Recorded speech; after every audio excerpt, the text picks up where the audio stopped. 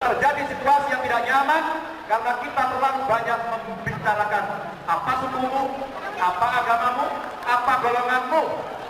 Buang jauh-jauh itu. Dukung Ganjar Pranowo tidak akan menyebarkan hoax. Setuju? Pendukung Ganjar Pranowo tidak akan membuli. Setuju? Pendukung Ganjar Pranowo punya rasionalitas.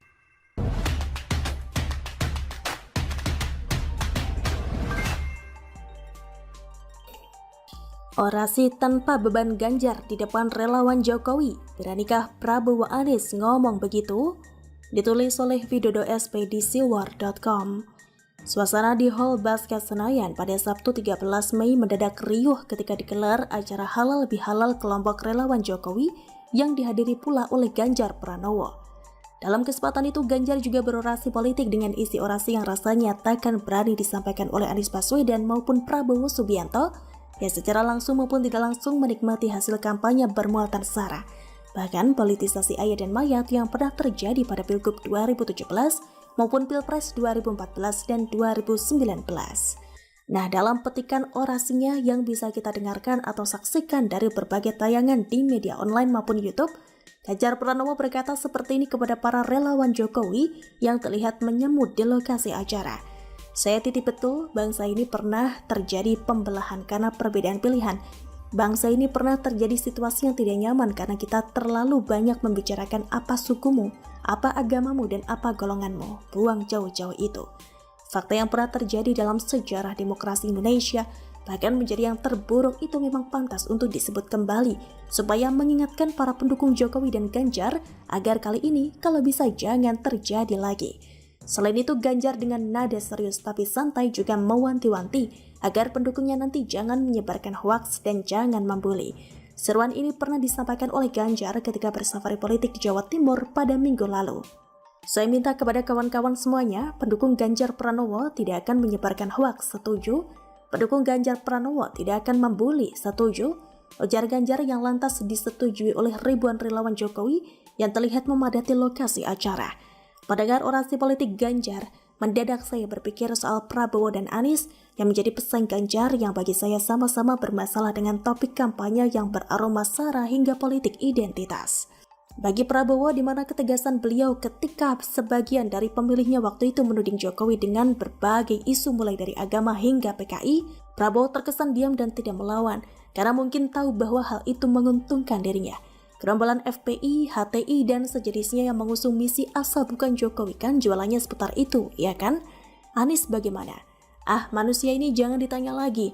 Selain didukung oleh gerombolan yang sebagian terdeteksi mabok agama dan suka memainkan isu sara, Anies sendiri pernah menyebut soal pribumi dan non-pribumi. Jelas bahwa hal itu melukai hati sebagian anak bangsa yang merasa disudutkan oleh kampanye bernuansa sara dari jagoan Surya Paloh di Pilpres 2024 itu.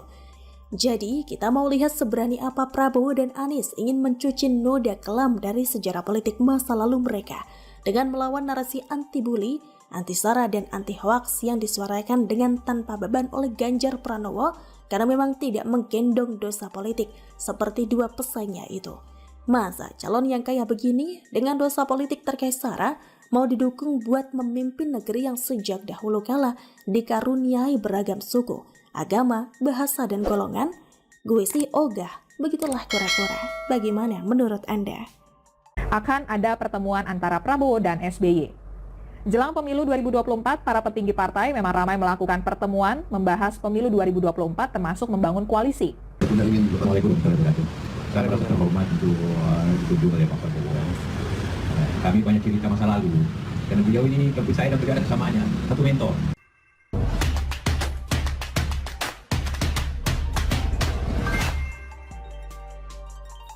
Temui SBY dan JK, Prabowo lakukan blunder politik, ditulis oleh widodo.expedisiwar.com. Prabowo Subianto kabarnya mulai giat melakukan safari politik dengan menemui para tokoh yang berskala nasional dan dianggap memiliki popularitas tinggi, di antaranya bertemu SBY dan Yusuf Kala. Mungkin Prabowo memandang mereka sebagai sosok atau ex-presiden dan wakil presiden pada masa lalu yang dianggap punya pengalaman atau bekal yang mungkin bisa ditularkan agar bisa menambah semangat Prabowo menempuh Pilpres keempatnya. yang mana sebelumnya ex menantu Soeharto itu gagal 3 kali alias kalah secara hat-trick.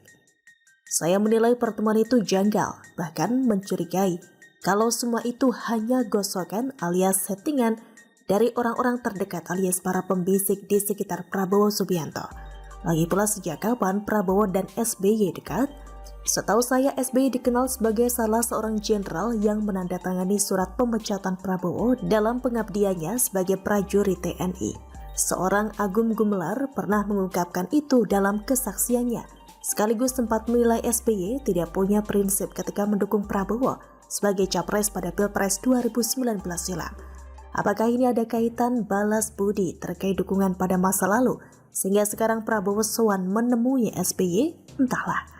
Mungkin ada misi merayu SBY agar kalau bisa SBY menyuruh AHY agar membawa gerbong Demokrat keluar dari koalisi perubahan lalu merapat bersama Gerindra. Sementara soal pertemuan dengan JK, ada kemungkinan Prabowo ingin menyiapkan plan B dengan meminta rekomendasi JK agar Anies Baswedan dapat diduetkan dengan dirinya sebagai cawapres nantinya. Wah, kalau sampai terjadi, bakalan ada kisah penelikungan terhadap Nasdem dan PKS dong ceritanya. Sabar, dinamika politik masih seru sampai masa pendaftaran dibuka menurut jadwal resmi KPU. Segala kemungkinan, penelikungan, pengkhianatan hingga prank masih bisa terjadi dan menimpa siapa saja. Mereka yang terlihat dekat dan tertawa bareng, mungkin saja besok misuh-misuh karena ditinggalkan orang dan partai yang sekarang terlihat dekat. Lihat saja nanti buktinya.